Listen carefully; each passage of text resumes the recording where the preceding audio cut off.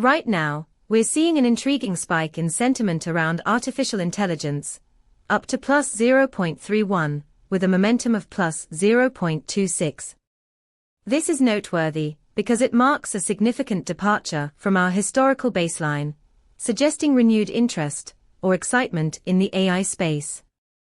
When you call our API, you receive a comprehensive sentiment analysis, including a sentiment score, momentum, and semantic clusters that reveal the underlying themes driving these changes. Imagine you're building an application that leverages AI sentiment data to inform your product roadmap. This spike could signal a perfect opportunity to pivot your development focus or enhance features that align with current public interest. To dive deeper, check out our documentation at pulsebit.lojenterprise.com/docs. Get the insights you need to stay ahead.